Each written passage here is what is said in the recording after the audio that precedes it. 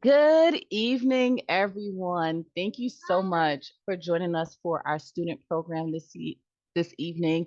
I am super excited that you guys are here and that we're able to have this opportunity to have this discussion with the grand challenges of social workers. If you're coming in, just let us know where you're watching from, where you call your home base. I am in South Carolina and I am excited to have you guys here. My name is Razia Cooper and I am the engagement coordinator for the NASW New Jersey and Delaware chapter. And one of my biggest passions is student programming and making sure that our students within the social work profession are getting value added to their journey. So I am excited that you guys are here and that we have the next hour and a half with these amazing individuals that are really going to help you guys to see how you can step into the arena and be the best version of yourself that you need to be. When I was a social work student, we focused on the grand challenges, so I know that that is something that is going to be very amazing for you guys. As always, when you registered for this program, you took a code of conduct saying that you will respect yourself, our facilitators, and everyone else in the Zoom room. So we will be monitoring the chat. If you're coming in and you're unmuted, please try to mute yourself so there is limited black background noise. But come in, get comfortable, say hello, interact, and I am going to hand it over to Carrie for her to take us away. So thank you. All right. Good evening, everybody. It is great to see all the boxes and all the places that everyone is from. Hopefully, am I sharing this correctly? Are we're looking good? All right, good. Looking good. All right, excellent. So I'll just let you all know kind of what to expect this evening. I am going to start with a little bit of background of the ground challenges for those of you who may not be familiar with it. And then I will turn it over to our presenters. And they will go through about 30 to 40 minutes of material, and then we'll open it up for discussions and for questions, comments, and as much dialogue as we can have. You'll be getting instructions in the chat on how we're going to manage that dialogue. So I will go ahead and jump right in.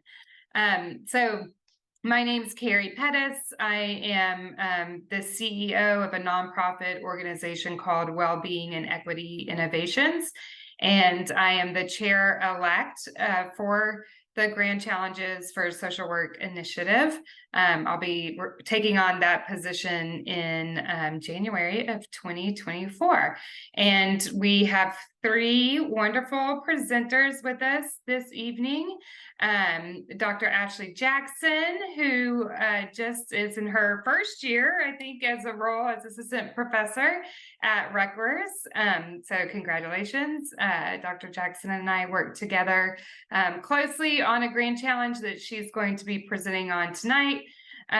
Durrell Washington, who is close to being Dr. Washington from the University of Chicago, and Ilene, who is Dr.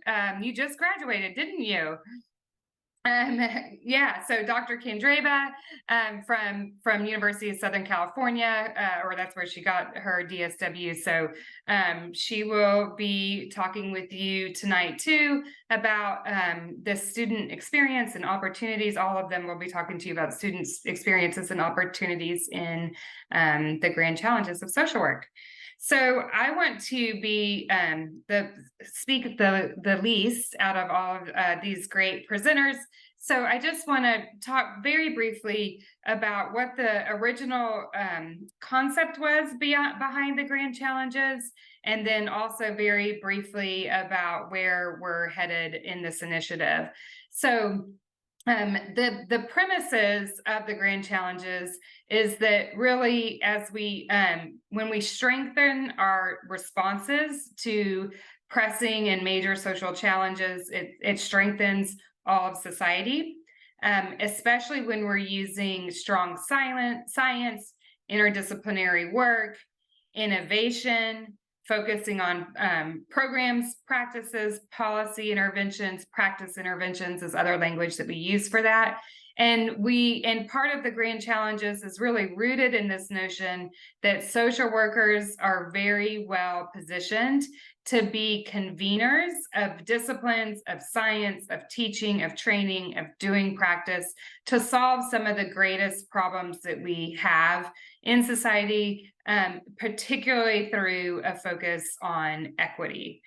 So we currently have 13 grand challenges that the initiative is organized around. This by no way means that these are the only social problems, of course, in our country, but these are ones that, as originally conceptualized, were major pressing challenges that don't get as much attention as some other things, and that also have potential to be solved, particularly with using science and organizing amongst ourselves as a profession. So our overarching grand challenges really is to eliminate racism. This, you can see elements of this in all of the grand challenges.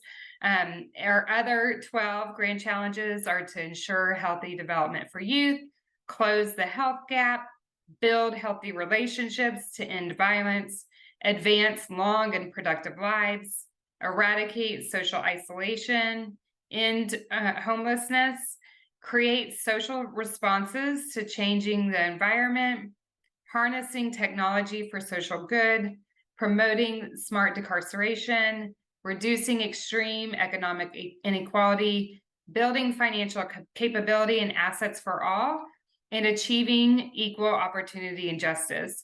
Each of these grand challenges cover a mass amount of territory and area, and there's all sorts of elements of many of our work that can be seen in at least one of these 13 grand challenges.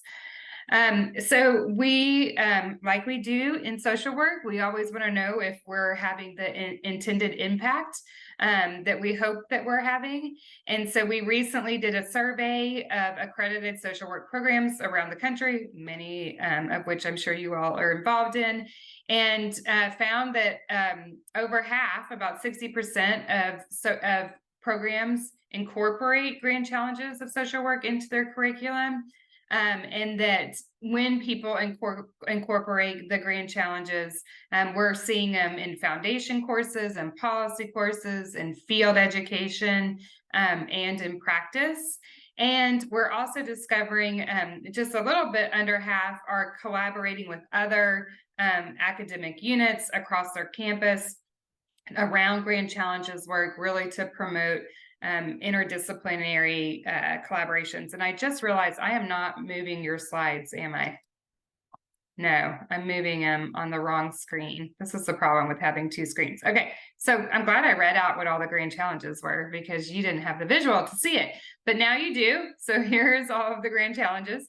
And here is and here were our the beautiful faces of our presenters this evening. Here was the survey results, and you can't read this slide, but it's really impressive to show you that the grand challenges work has been going on for a decade now. And it started with a small group of leaders in our profession really trying to figure out how we can organize and wrap our profession around tackling these really tough issues using science-driven approaches. And fast forward, and after the first few years, they collected concept papers, got input from throughout the profession on what should be the focus of our grand challenges. And then each of these grand challenges have been working to organize around policy, practice, and education, and research to try to figure out how to create solutions to these various grand challenges. And we are now in 2023 and wanting to deepen the impact of the work in each of these networks, as well as look to if there's other grand challenges that need to be infused in our efforts. So speaking of, looking to see whether there's other topics or grand challenges that need to be infused into the overall initiative. We are inviting working papers, partners, looking for concept papers on new grand challenges or proposals around how we may work to continue to try to tackle society's problems, particularly work collaboratively across all areas of social work. So you are going to hear more about one example of our grand challenges, as well as all sorts of ways in which you can become involved in grand challenges.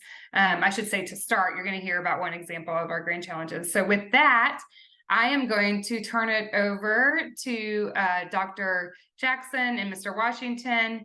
And if you just want to tell me when to advance your slides, but if you could open with saying anything else you want to say about yourself that I didn't say. Thank you, Carrie. No, I feel like your intro was great. I'm really happy to be here tonight. Again, as Carrie mentioned, my name is Ashley Jackson. I'm a co-lead for one of the grand challenges of social work, specifically the Promote Smart Decarceration group. Carrie and I, along with a bunch of other faculty and doctoral students, led that network, and I'll get into sort of the leadership around that group in a moment. But I really just kind of wanted to talk to you about what PSD really is, and I'll also talk about sort of where we're going, and then Durrell will round it out with just a description about how we've been able to engage students and how, if this topic interests you, how you might be able to get involved. So just briefly, the Promote Smart Decarceration Grand Challenge was born pre my joining of this Grand Challenge, but ultimately the root of it was that there was this recognition that the U.S. leads in incarceration, and this has really impacted. This has really created a lot of human cost around economics and around social and human issues. So we recognize that this is a social justice issue, this over-reliance on the carceral system, and predominantly continues to impact society's most vulnerable. So specifically folks of color, folks impacted by economic disadvantage, and folks facing behavioral health challenges tend to be the ones that are the most incarcerated in the U.S. Carceral system. So our goal really was figuring out ways to reduce our reliance on the legal system through the use of proactive strategies, through cross-sector partnerships, and through strategies and programs that are really evidence-driven. And ultimately, we really wanted to figure out and identify ways to reduce our reliance on the legal system, to better address some of these disparities that we see, and to contribute to this sort of shift philosophically about how we think about incarceration and public safety in the society. So the PSD was sort of born out of those goals and pieces of a vision that we had for this particular grand challenge. And we do that by gathering a number of social work scholars to engage in knowledge sharing. So we're all kind of engaged in really interesting and innovative work across the country with the goal of reducing our reliance on the legal system and creating other alternatives to better address public safety. And so we've been convening groups like this for the past couple of years. I joined as a co-lead. Carrie, you can advance to the next slide. I joined as a co-lead in, I think, 2019 or 2020. The years are sort of fuzzy post-pandemic, but I joined around that time, and I lead this PSD, the Grand Challenge, along with Charles Lee, who's an assistant professor at the School of Social Work at Columbia, Paha Charles, who's an assistant professor at the School of Social Work at University of Wisconsin-Madison, Matt Epperson, who's associate professor at University of Chicago in their School of Social Work, obviously myself, and Durrell Washington, who's a PhD candidate. I'm just going to call him Dr. Washington to just speak it into existence at the University of Chicago School of Social Work as well. Carrie, you can advance to the next slide. So the interesting thing about this group is that it sort of started as one, and then we realized that the issue of sort of the carceral system, there's so many complex issues at play. And so the development of these working groups grew with a specific focus on reentry. So folks that are coming out of the carceral system back into community, policing, which I'm a part of, which really focuses on sort of the role of policing in social work, police diversion, how we sort of divert folks away from that first entry point into the system, which usually is around police contact, anti-racism. So the obvious, point that racism definitely flows throughout the carceral system, behavioral health, given what we know about the fact that there are so many folks that are facing challenges around behavioral health in the carceral system, the social work profession, and get social workers aware and understanding around the fact that social work and incarceration very much intersects. A lot of the clients that we serve as social workers, communities that we support, are impacted by the carceral system. And so just an awareness around that. Abolition, and then student engagement. And the abolition piece is sort of this growing piece within our group. We're being a little bit more explicit about that being how we're quote unquote going grander in this next sort of phase and wave of this work. But student engagement is what we'll talk about tonight. It's something that's really important as we think about how to grow the network, how to get social workers aware of the Promote Smart Decarceration Grand Challenge, and just how to plug in. Next slide, please. So I just mentioned, when we're thinking about Go Grander, which I think has sort of been rumbling in the grand challenges of social work the last maybe year or two, of thinking about, okay, what's next, right? What's next for these grand challenges of social work? We can pat ourselves in the back for the accomplishments that have been made to date, but there's still much left to do. And so in our mind, we're currently kind of revamping the vision and the goals of the PSD. We might even think about a rebrand, a rename. But the crux of the rebrand for us and the Go Grander for us in the PSD is thinking about and redefining what we mean by decarceration, and rethinking what our vision is. And so our long-term vision really is this idea that imagining a society where we don't have to rely on a carceral system anymore. Obviously, that's not the situation that we're living in right now, but we're trying to figure out ways to uplift and uphold some really great examples throughout the country of people that are working towards creating stronger communities and redefining what we mean by public safety. So even before folks started talking about social work abolition in recent years, social workers working in the criminal legal system, we've always been engaged in this work. Maybe we didn't call it that, but we've always sort of been engaged in creating programs to really figure out ways to strengthen communities and reducing our reliance on more punitive systems. So a really core component is defining sort of redefining how we think about punishment, right? So people that divert from the social norms, often our US society's response, right, is to be punitive in nature, but thinking about how you actually create stronger communities so that our response isn't so punitive in nature. So we're in the process of rewriting our position statement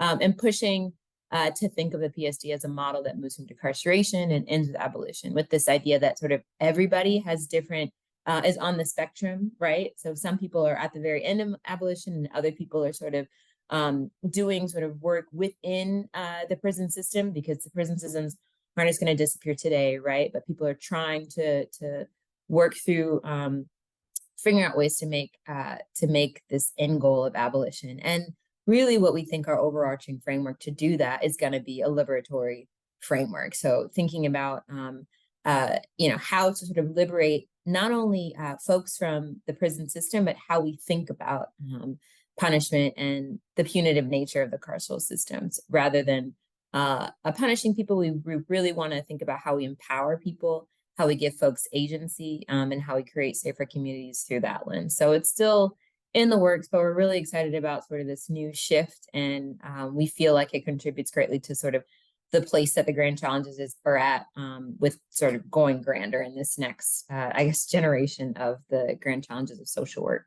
I'm going to hand it over to Durrell to talk about how we've been able to plug students into the Smart Decarceration Grand Challenge. Cool. Thank you, Ashley. Can everyone hear me all right? I'm using the headset, so I want to make sure I'm okay. Great. As I said earlier, my name is Durrell Washington. I am as of next week, a fifth-year PhD candidate at the University of Chicago. So really, really close to the finish line, on my way, and I can see the finish line. Trying to finish this thing up, and I've been extremely fortunate to kind of collaborate with Ashley and other folks, and even Carrie before she transitioned into her new position on the Promote Smart Decarceration grand challenge as a co-lead. And this initiative around student engagement is what I believe Ashley and I were brought on to the PSD to actually do, was to think about, you know, we network and we built a group of a lot of the leading scholars around the country. But what about the next generation? And I think we were tasked with, how do we plug students in to the PSD? How do we kind of continue to just build this robust group of social work scholars who are going to kind of be the next generation of folks who are leading kind of this grand challenge and just research in general around the criminal legal system. Now, I know for Ashley and I, we both wanted to know, like, who was our people, who are others who are thinking about these same similar research questions, who are the other faculty who are doing this kind of work. I study youth incarceration, so I wanted to know who those folks are. So this is just another way to kind of galvanize a group. And then also, we all have different experiences as students from around kind of the country. And we all just want to be kind of like a resource hub. And then also kind of just provide opportunities for students to learn about whatever topical areas of interest they had. And we can go to the next slide.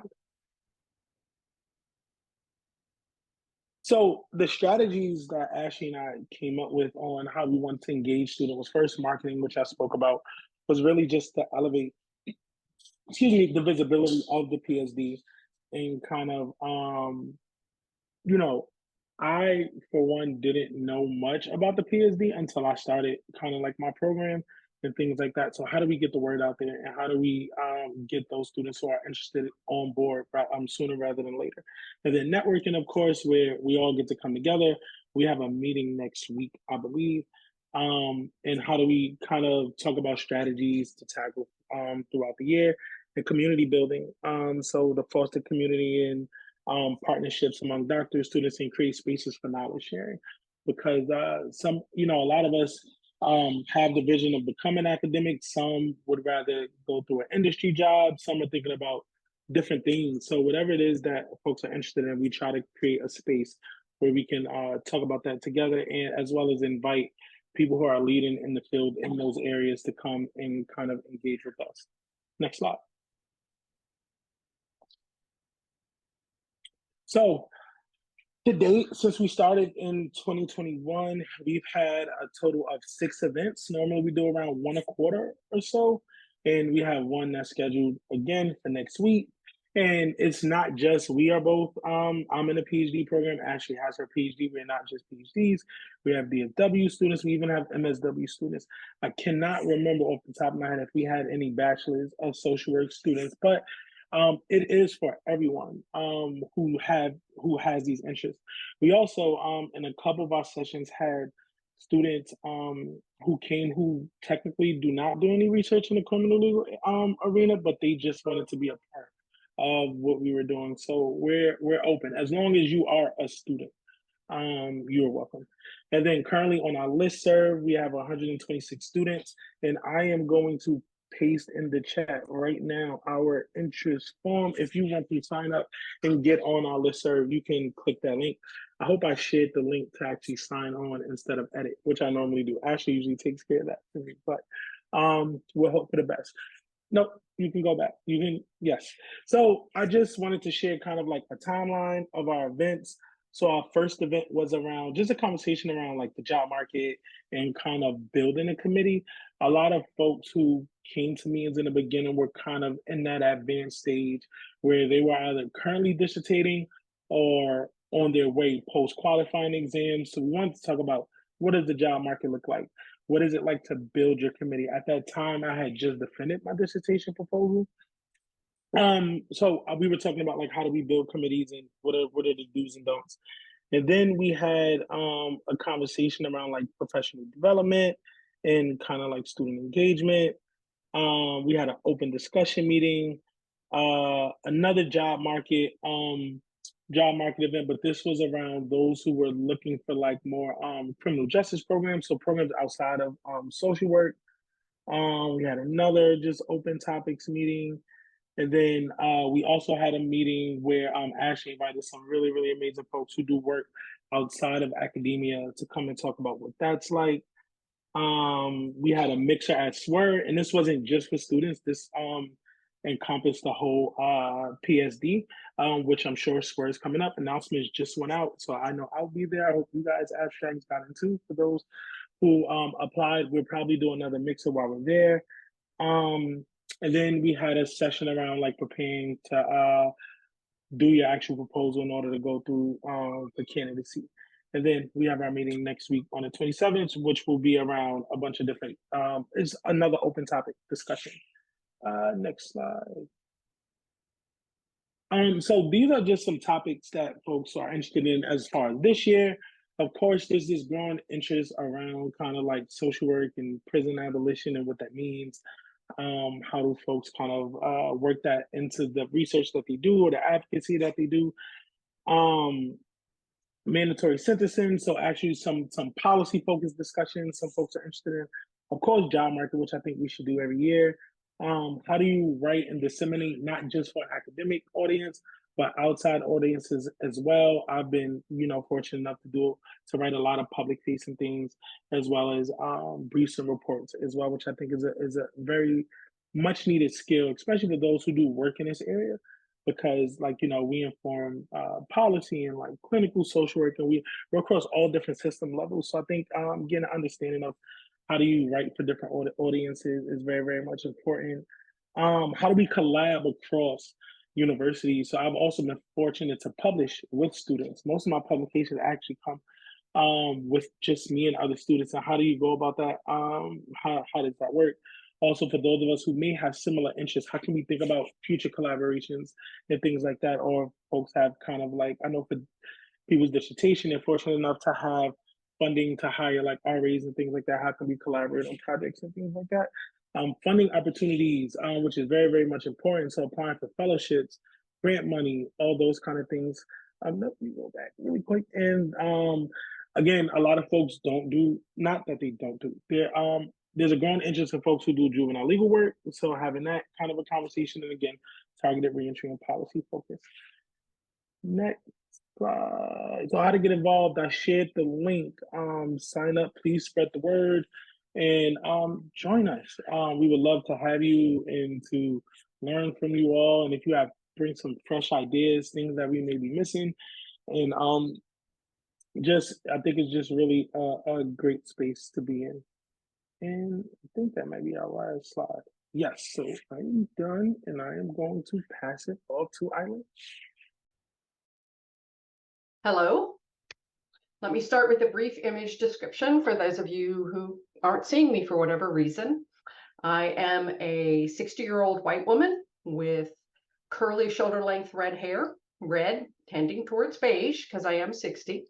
I have on glasses with purple frames and a navy and white striped top. I'm standing in my home office, and those things that you behind me are my husband's collection of antique postal scales. I have a completely different story from the story that Durrell and Ashley just told you about.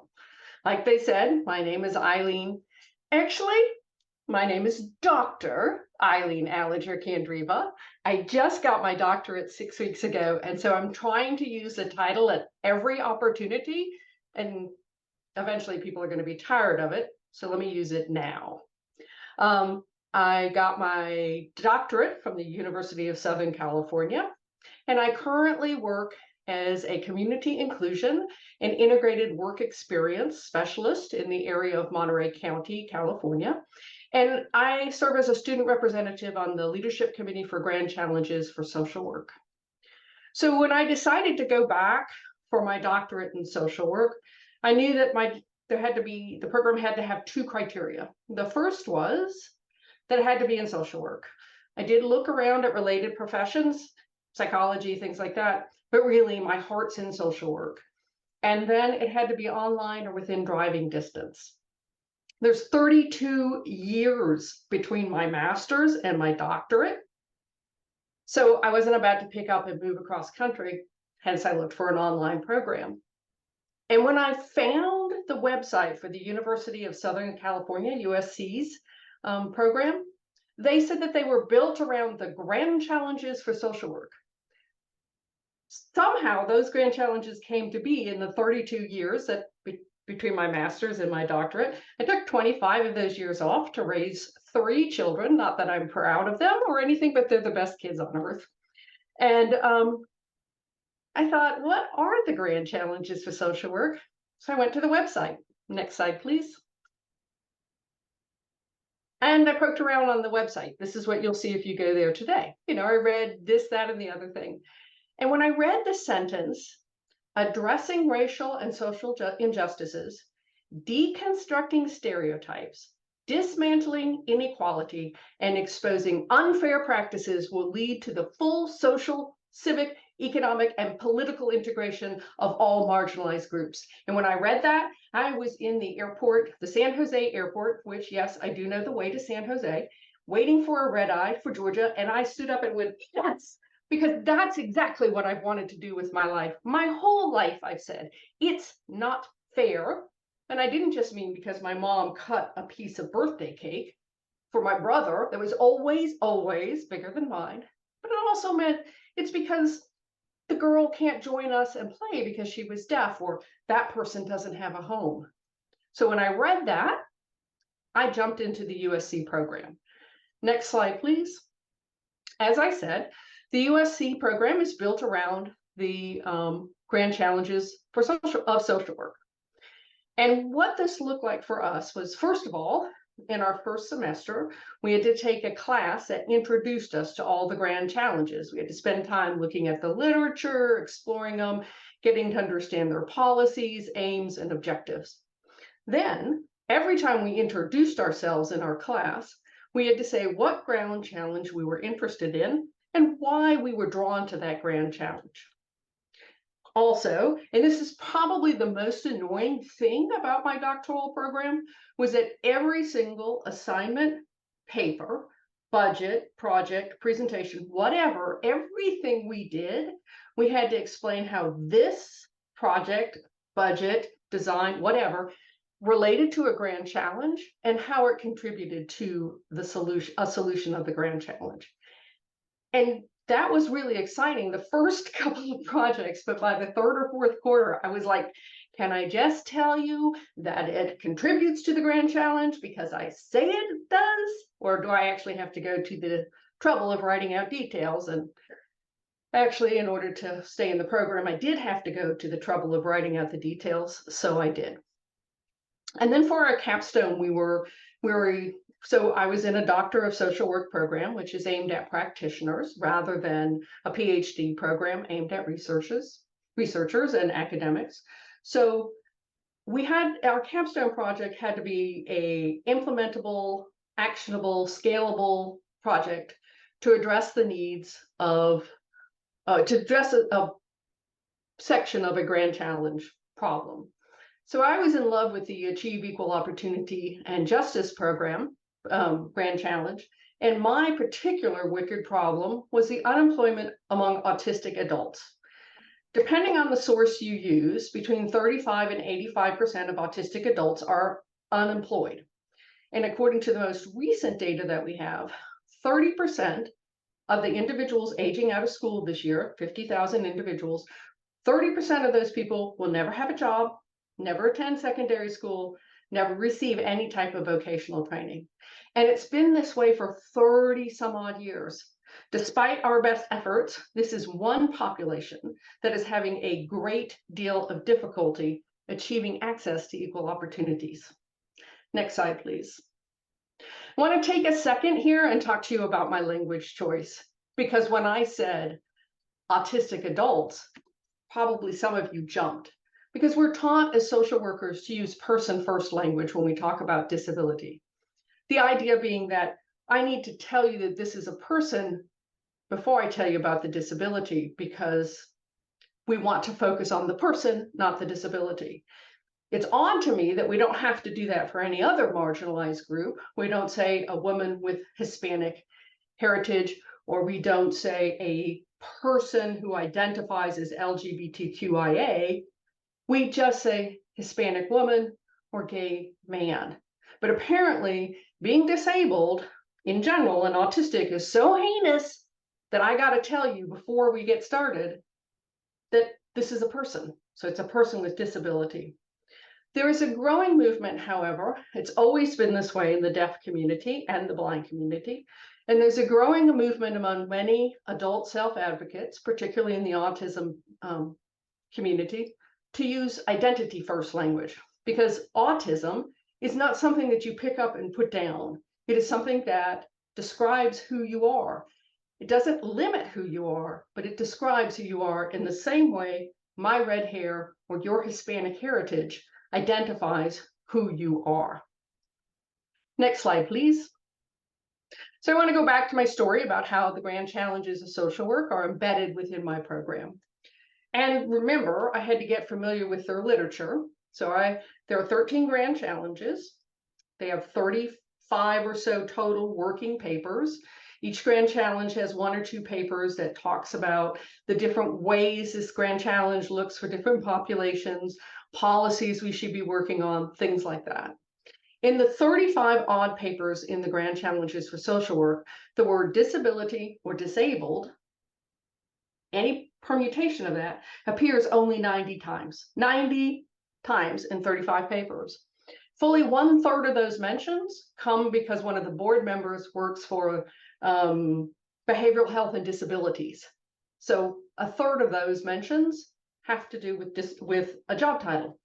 Most of the remaining mentions of the disabled and disability focus on a list, veterans, older people, and the people with disabilities, or they use it as an adjective, disabled students. There's only one paper within the 35 papers, and that's a paper called Addressing Social Stigma, and it's within the 13th Grand Challenge to Achieve Equal Opportunity and Justice. Only one paper has anything of substance about the disabled group, and that's one whole paragraph, on how social stigma impacts opportunity for the disabled. And the 4 books published on the Grand Challenges don't do much better. There's only a brief mention in 2 index. It's cursory mention of the disabilities. Next slide, please.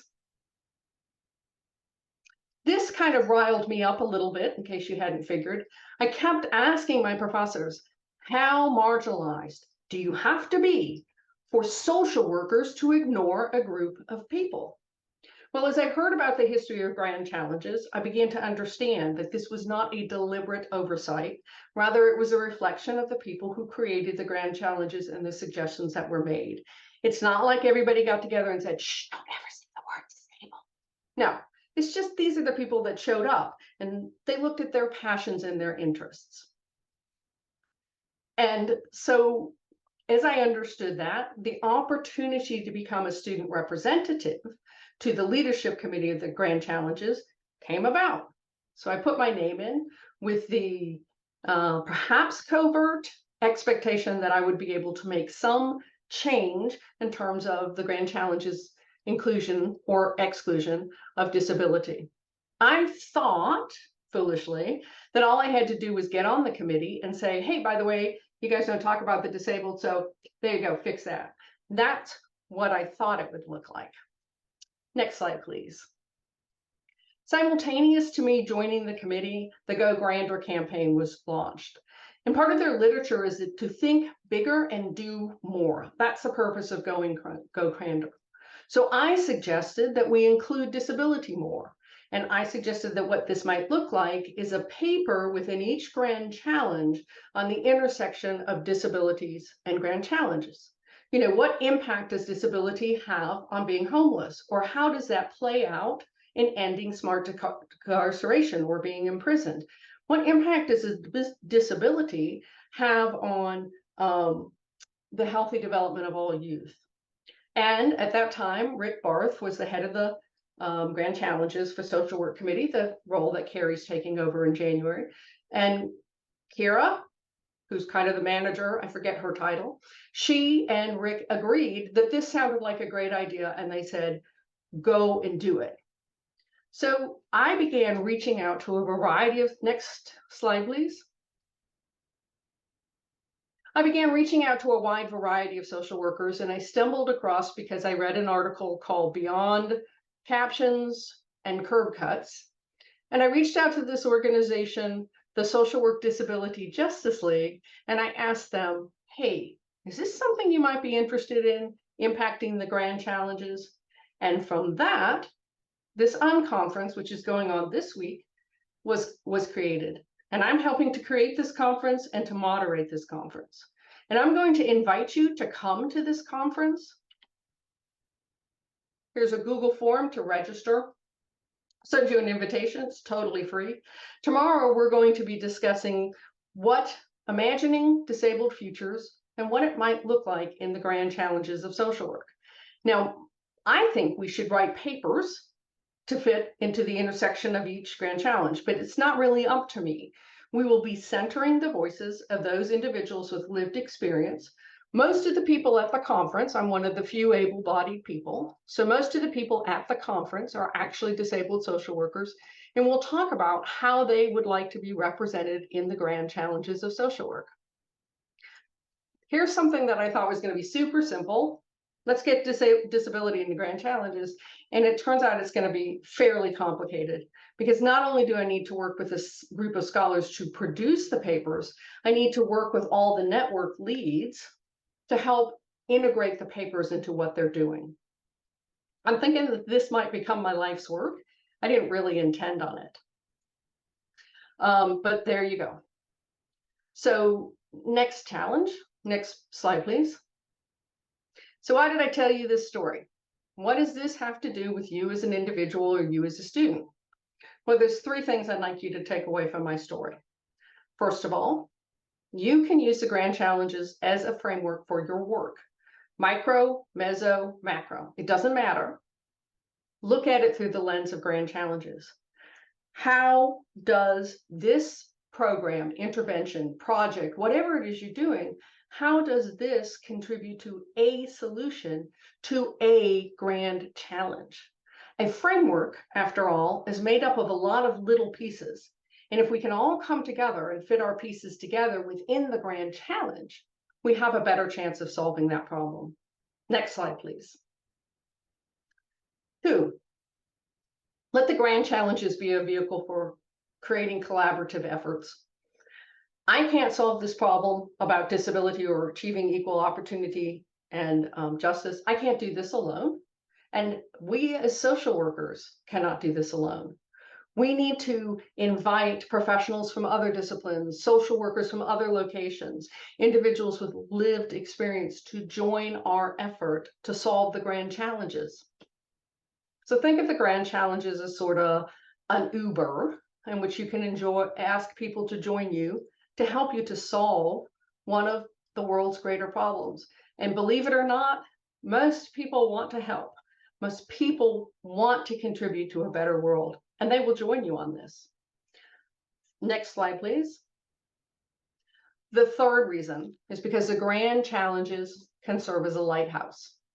Now, there are days when I swear I stand in front of the mirror and I look at my forehead because I'm pretty sure that it must be bloody because I spent the entire day banging my head against the wall trying to get one small change for one person in a program. And I can't make any change for the person. I can't change the system. I can't change the policy. And I think this is stupid and I should just quit. It's great for me to lift my head up and look at the grand challenge. A lighthouse says, yeah, there's going to be problems ahead of you, but there's safety coming up above and you can navigate this.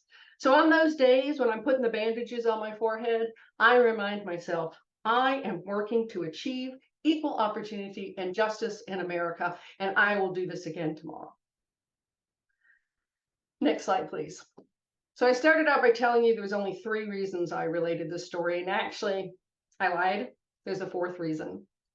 I would like you to join me tomorrow at the conference. Maybe you are a social worker with a disability, and you want to come and join us and be in a kindred community. Maybe you're just passionate about working with disabled adults, or you're just curious about it, or maybe your professor or your friend, they're interested in it. If that's you, please click on that folder and I'll make sure you get the invitation. And join us tomorrow at the convening. Next slide, please. You can also reach out to me at this Gmail, and I'll be happy to send you an invite. It's 1 to 3 on East Coast time, and there's no charge for this conference. And I want you to join me because in the end, it's up to us as individual social workers, practitioners, educators, doesn't matter. It's up to us to lean into and to solve these grand challenges of social work, because 1 + 1 + 1 + 1 will eventually equal 100 and will eventually become a solution. And together, we can bring about the full social, civic, economic, and political integration of all marginalized groups that our grand challenges promise us. Thank you, and I'm now going to turn it back to Carrie.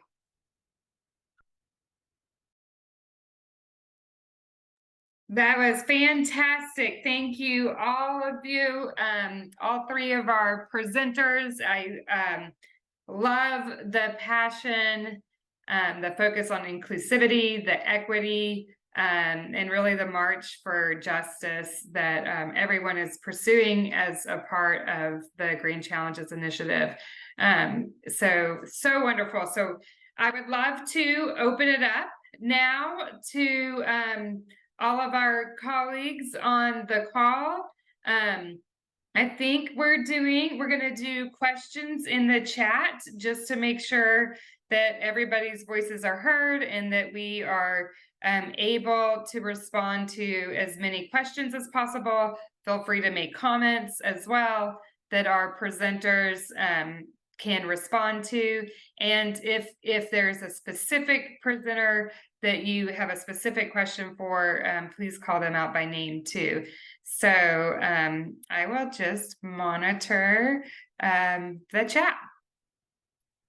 And if any of our presenters, while we're waiting for questions or comments or reactions to come in, have additional remarks you want to make or summary remarks, please feel free to do so as well.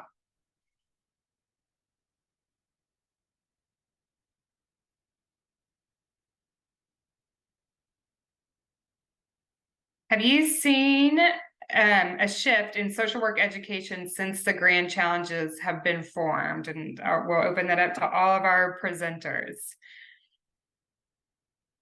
I mean, this marks what, day 15 of my assistant professor tenure track position. But even I, in some of the classes in the class that I'm teaching, one of the assigned readings was actually on the grand challenges. And it was a course that's sort of solid and already built out. The syllabus is already sort of built out. I didn't deliberately put that on the syllabus. It was there. So I was really excited to see that. So I think at least at Rutgers, there's a recognition that these grand challenges mean a lot.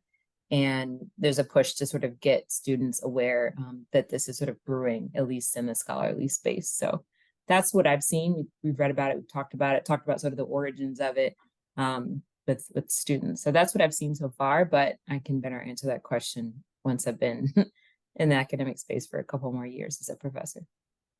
Well, and I can speak to that question because, as I said, when I went and did my master's, graduated, and I didn't even graduate this century, y'all. I graduated in 1991, and there were no grand challenges for social work. And the approach to the profession was more about doing individual work. Yeah, sure, you can do macro and meso, but it was more focused on individual work. With the introduction of grand challenges, it really put an emphasis on the value of social work as a profession and social workers as researchers. And so that was, I think, a huge shift for me in my 2 educational experiences. Excellent. And yes, I mean, one of the slides that we showed earlier that probably makes a little more sense in context is that about a little over 60% of accredited social work programs are now infusing some grand challenges content into their curriculum. So it's becoming more and more widespread. So Barbara, I saw your hand raised. Hello. Thank you everyone for being here, for sharing with us. My name is Barbara. I am an undergrad student at Rutgers for social work. And my question goes to Dr. Ilene Allinger, but anybody can answer it. When you mentioned to invite other professionals from different like industries or field, how do we go about doing that? Because I've thought about that before. It can be very overwhelming to think about challenging injustices or challenging a system that's so much bigger than just the individual. So how do we go about that, bringing everybody else in? So I actually work I'm a practitioner, and my day-to-day work, besides community inclusion, I also work to support kids with huge behavioral challenges who need extra support needs. And one of the things that I try to do mentally when I think to myself sometimes, how do I get him to sit at the table? How do I get him to do his work, right? And when I find myself thinking, how do I get him to join me? I try to reframe that thought into, how do I invite him to be a part of my world? How do I invite him to want to sit with me? And as part of my capstone, I interviewed about 36 stakeholders in the area of autism and employment. And I interviewed them from every perspective. So not just autistic people, but employers, HR people, funders, policy writers, and things like that. And every one of them, I would start my conversation about, I'm working on this grand challenge. They were all very interested in the grand challenges in general and the grand challenges specifically. And they were all eager to see themselves as part of the solution. So hence the term vehicle. So invite them to join you in your pursuit of justice rather than try to get them on board with you. Usually that works best for me. The other thing is, lean on your position as a student. When they told me this when I was in graduate school, I thought, you have got to be kidding. Why would anybody want to talk to me just because I'm a student?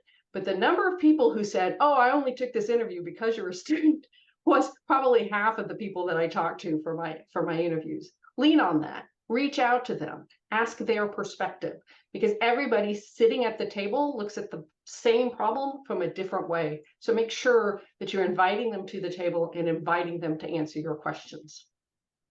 Yeah, that I will underscore that thought. It is great to I don't mean this in a negative way, in a positive way, take advantage of your student status. Because once it's gone, people aren't as generous as they used to be with their time and their ideas and everything else. So we have another question in the chat. As a recent graduate, I wish I knew how to connect with the grand challenges of social work outside of writing a paper or two. How can students outside of the DC area really partner and connect to the grand challenges? I mean, the leads for PSD, we meet virtually, and when we meet with the students, we meet virtually. And I think once we started the student engagement piece, a lot of other grand challenges were really interested in that and wondering how they could connect with students. So I think if there are, like, Carrie shared the list, but if you look on the website, you can see the different grand challenges that are out there. If any of them interest you, the leads should be also listed. I would send an email. Like, as simple as sending an email, figuring out ways that you can plug in and get connected, because you guys are the next wave of the future. And it doesn't have to just be PhD students, undergrads, masters, DSWs. I think we all kind of have a collective understanding of where we're trying to go. So I would say just cold email. Simple. Yes, and there is contact information for each of the grand challenges on the website, on the grand challenges website as well. So absolutely, like Durrell said, just reaching out. I think every network is always eager to get people involved, and every network, and network means if there's a network tied to each of those 13 areas. Every network has different ways that you can become involved. Many of which are more active than writing papers, although some will be focused a lot on dissemination. It looks like environmental justice through the social work lens is having an event coming up. Dwayne, do you want to talk about that at all? Sure, I can just briefly mention. So that is the National NASW is having an environmental justice conference coming in early November. And there also is student pricing available for that for folks who want to kind of explore that intersection. Many of it is directly related to Grand Challenge's work. You can find a little bit more on the website, but I just wanted to plug that as one of the bigger conversations coming up nationally soon.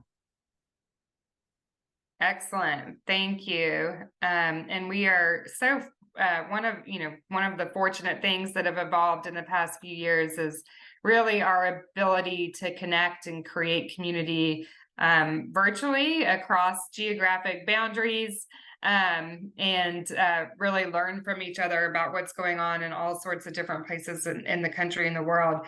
One thing that I know Kira, who's the project director for the Grand Challenges, would really want to make sure that that I say, and she would say too, if she could be on video right now, is that really one of the things that we hope that you do is to see how your day-to-day studies, your day-to-day work in field practicums, in your job is really helping to advance the greater areas and the greater field of the work that we do. So many of you have taken on so many responsibilities right now, and I'm sure we'll continue to after you graduate. But another way that you can help to nurture the Grand Challenges Initiative is to let us know what you're doing. Talk about success stories or things that you see in the field that need more attention. There are multiple ways to connect with us through the website.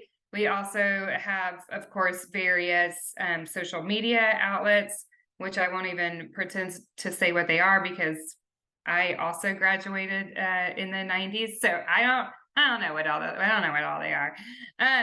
But anyway, so please, the Grand Challenges is the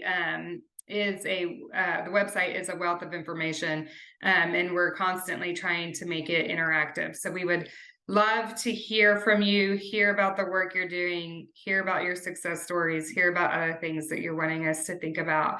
And just for any of you who are not following the thread in the chat, one of the questions was for Go Grander, are students encouraged to submit proposals? Absolutely. Anyone can submit a proposal, bring others on board with you if that makes sense to do. And although not every, as Ilene said, not every proposal is put into action, but certainly every proposal is considered. And I do think Ilene's created a body of work for the rest of her life with infusing her proposal throughout the Grand Challenges. So I seriously doubt that she anticipated that when she was looking at doctoral programs. So you never know what will happen. Quincy put in here too, reminding everybody that there's also a link to sign up for the Grand Challenge, Grand Challenges mailing list, and you can select which Grand Challenge or Grand Challenges that you're interested in hearing more about, which is another way to be involved, even if it's not actively involved. You're hearing more about what's going on in the country, so around the country. So Ilene, I saw you come off mute and I realized I was talking a lot. So let me turn it back over to the presenters to add some comments to what we were just discussing. Hey, I'm excited to see Emmanuel's post because I'm a UGA grad, 1991. And as it turns out, every single one of my professors has retired, so there's nobody there I know. But the most interesting thing to me about that is the building where the UGA is, that actually used to be a bar. And that bar is where I met my husband. So has sentimental ties all the way around. So one of the things I was going to say was, During my graduate program, we took a class in implementation. How do you get something from an idea stage and implement it into your organization? And one of the things that they impressed upon us, the professor impressed upon us over and over again, is that there's on average, a 17-year gap between what we know to do in research and what we do in practice. Every one of you is being exposed to what is the best thing to do according to the research right now. And every one of you is going to go out into the field. And you can help shorten that 17-year gap by bringing your knowledge as a practitioner, as an educator, as a stay-at-home parent. Bring that knowledge into the field and help close that 17-year gap. So we're doing what research shows us we should be doing so that we're implementing more evidence-based practices. Absolutely. And as you all know, the challenges that we're facing, that the people that we work with are facing, we don't have 17 years to wait. So we got to rapidly adopt what we know works as quickly as possible. Raja, I think I saw you come off of mute. Oh, except I can't hear you. No. Can other people hear? Can you hear me now? Oh, yes. Okay. I wanted to chime in since I know we have some students in the house. I wanted to give the students an opportunity to drop in the chat if you've seen the grand challenges, what challenge would be the most passionate to you. But I also wanted to extend this question to our panelists. Out of the 13 grand challenges, which ones are near and dear to your heart and why? If you don't mind to share. That's a hard question. I think they're all important. I do work on the PSD, but the combat anti-racism, like, to me, is most there, like, as a Black man, like, in the world. I think it's the most important, but I also do think that even though there are 13 grand challenges, they are very intersectional, and there's like a lot of work that spans across all of them. So I would like, even though we have a lot of meetings together, like, I am curious out of whether it's like articles or just any kind of products that come from kind of collaboration between the different groups. I think that's super important, but I really can't pick just one. I think they're all really, really important topics. And I would love to see there be more grand challenges. Like, I think there's so many other areas we could tackle. But I love the fact that they started small rather than trying to do too much too quick, because that's oftentimes where you get things wrong, because you don't have the time to kind of figure out like how much reach we can actually make, which is a lot. Now, I think social workers don't give themselves enough credit with like how far our reach goes, and then like how strong our advocacy is and our way of presenting and being able to kind of reach different groups. I think I'm gonna copy Durrell and say the same. I mean, obviously my baby is, my involvement with the smart incarceration work, but I've always felt like all of the grand challenges are interwoven, like they sort of are interconnected with each other, right? So like incarceration cuts across health equity, anti-racism, homelessness. I mean, it's difficult to, isolate them, but I get why they're sort of broken out. I think it would be really overwhelming to address all of them at once, but when you're working with the person in an environment, they're often impacted by all these different grand challenges. So I don't have a favorite. I think they're all really important. And I think eliminating racism that's probably the one that I think probably impacts me on a personal level more, obviously. So that's a really important one. But again, I think that they're all really important personally. For me, it's the 13th grand challenge, which is achieve equal opportunity and justice, because I really believe that if we could truly achieve that, and it's just my opinion, but that's the foundational challenge.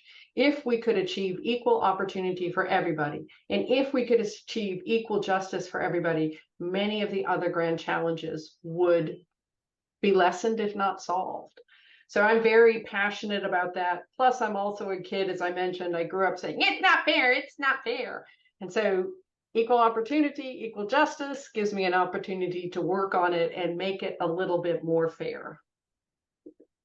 And I would say, so myself and Matt Epperson wrote the initial concept paper for Promote Smart Decarceration. Smart decarceration was not a phrase at the time that existed. So that was really exciting to coin that phrase, and we agonized over this concept paper. So I clearly have very, quite an affinity for that grand challenge. But I also love, Ilene, your work and what you're going to be, the efforts you're going to be making to infuse the disability work throughout all of the grand challenges. I have a son with autism, so it's just awesome hearing what you're doing. I think it's fantastic. So we've thank you for, oh yeah. We've talked as a group, the Disability Social Work, the Social Work Disability Justice League. We've talked as a group about suggesting our own grand challenge, but the consensus was in the small group is that the disabled are segregated enough, and we actually can be found in all areas of life, which is why we want to look at the intersection. As Dr. Jackson mentioned, the huge numbers of individuals with behavioral health issues, which are disabled folks, are in the jails. High preponderance of people. Yeah, no, I fully agree with the conclusion your group came to. That is for sure. So it's fantastic. Okay, another resource in here. Oh my gosh, thank you for putting in here. Kira's gonna just, get all over me for not saying this after after we're done with this. But yes, there are doctoral awards available that people use towards dissertation research and other doctoral activities that they're working on. This was thanks to generous support from a private foundation. So please pursue that opportunity if you are a doctoral student. And sorry, I am, oh, the chat is blowing up, so I'm actually losing track of it. Okay, not sure if this is covered, but how does the Grand Challenges decide on what would become a challenge that you focus on? The Grand Challenges has a committee of people that review, an internal committee within the Grand Challenges initiative of people that review proposals for new Grand Challenges. But then they also, I'm not on that committee, which is why I'm saying they also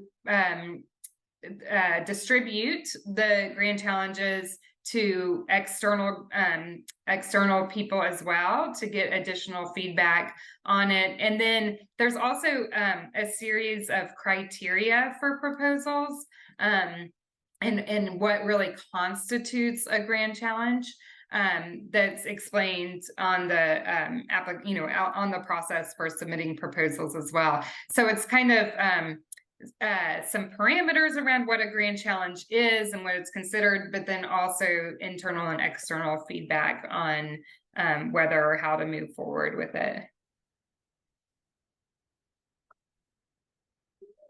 I'm sorry, I'm just trying to catch up on the. Great, I think that's all the questions so far. This has been amazing, amazing, amazing. I know we are here until 7:30, but I just wanted to say before people start logging off that this has been such a great conversation about how students can really get plugged in outside of the papers that they are required to write. As a student, I wish I knew that there were virtual meetings that I can attend and there were things that I can be doing within my sphere of influence. There was something that Dr. Ilene said that was really powerful. You said to leverage your student, like leverage your time as a student. And I think oftentimes as students, not we, because I'm no longer a student, but oftentimes as students, we believe that we don't have power in our voice or we have to wait until we enter into the profession. So I think that it's amazing that there's this initiative that you don't have to wait until you are somewhere in the profession or into the profession to step into. If there was any words of encouragement that you guys would give to social work students, what would it be?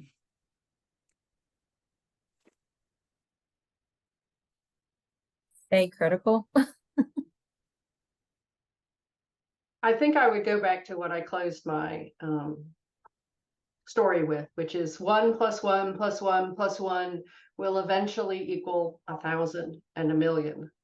And so you are one, but you are contributing.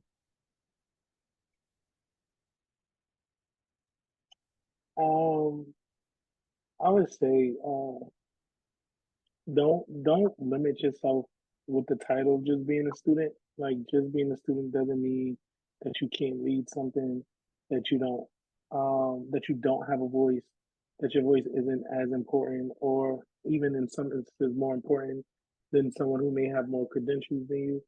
And I think really enjoy your time being a student. I am really learning that at the tail end of my dissertation, that having more time, like I just recently decided not to go on the market this year and take another year, and having that protected time to not have the rush of trying to get tenure somewhere is really, really important to me, and really, really important for the work that I want to do as I continue to reevaluate that, which is an ongoing process. But whatever it is that you want to do, whether it's clinical social work, policy, or whatever, really enjoy your time, because this is a really good time to be as curious as possible, and enjoy the moment because you won't get it back. Yeah, my friend, he does this.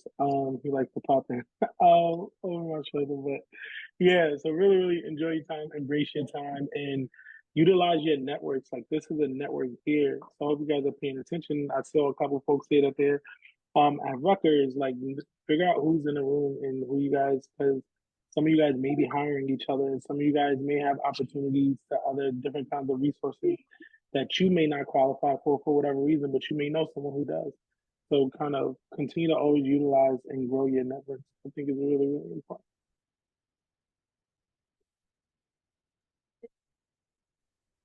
Terrific.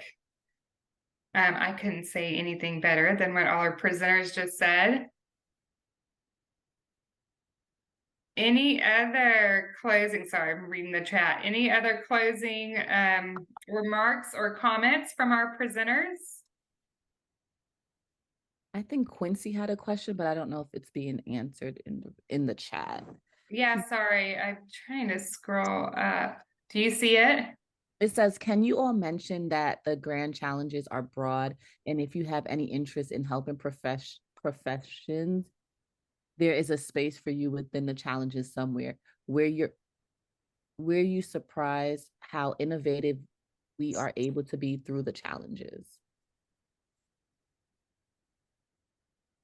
No, never surprised. Like I said, like we're brilliant thinkers. I think social workers are. So I am just, what is surprising to me is how many people don't know about them, because I think they're really, really important. And the folks do really, really great work across the grand challenges.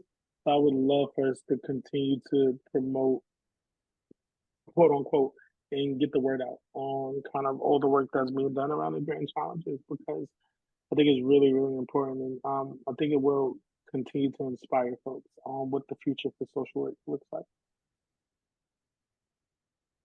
Thank you. I totally think gonna- this. I'm Oh, sorry. sorry, go ahead. Reza? I totally think there's room for every helping profession, and in fact, every person in solving the grand challenges. You just have to invite them and encourage them to come. And social workers are great at collaboration and building networks and building support systems. And that's exactly what we need to do to solve the grand challenges. And as I mentioned in my answer, every one of my graduating class of 30 DSW students had to come up with an innovative approach to addressing one of the grand challenges. And some of the things that people thought of were incredibly complicated and just blew my mind. And some of the things that people thought of were very simple and blew my mind. So it astonishes me how innovative social workers can be, and how the grand challenges give us an opportunity to do that. I guess in the same vein as like how innovative social workers are, because we sort of have always had to be, right, in connecting people to resources or creating new resources. I feel like Barbara's question about what our idea of redefining carceral systems look like really connects to that. So there's a lot of really cool examples across the country, people that are creating like alternatives to 911 calls. So instead of picking up the phone when someone, for example, is having a severe sort of mental health crisis, there's another number where behavioral health specialists can come out and provide support more on the ground. That's just in the vein of mental health though, right? People have lots of different kinds of emergencies and they don't always necessarily require, for example, a police intervention. And so just thinking like using the skills that us as social workers are so good at, which is like creating networks of resources to really create a stronger and more robust and connected community. I think that I wish that this could just happen overnight, but this is going to be like a long process, right? Of like building these thriving communities as opposed to the ones we see now, right? Where if something happens, the immediate response is sort of a punitive intervention. And it's not to blame the system, it's because the system is broken, right? We just lack the resources to create that community at the moment. But I feel like there are small examples of that creeping up across the country that I hope we can sort of keep elevating and keep providing as like an example of this is the world we can see. I mean, if you think this is pre my existence, I was born in 87, but like my parents and my aunties, remember the Black Panthers and how they created these communities of reliance on one another, right? Free healthcare, free after school meals, free after school tutoring. I mean, these are communities that were really reliant on one another and really were thriving. Of course, we know what happened to the Black Panthers at that time, but I think that there are like examples of this even pre that era, right? That we can draw on. And I think it's just about like finding a place to lift up those examples and to really put some funding behind implementing them and sustaining those examples. So hopefully that answers your question. But I think that when we talk about the sort of redefining carceral systems, that's what at least our group toys around with a lot. And there was another question in here about where does keeping the health of children a priority fall into the grand challenges? I think this is very much an intersecting issue, right, across grand challenges. But I think that healthy development of youth is certainly an area that could fall into. But I was going to let our other panelists or presenters comment as well.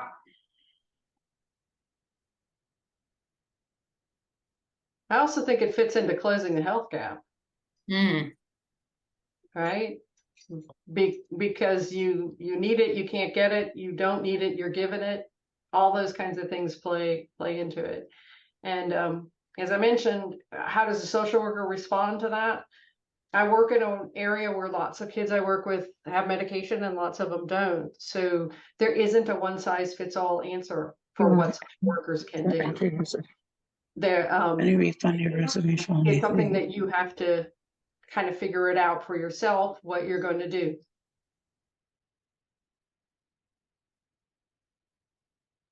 Yes. Okay. I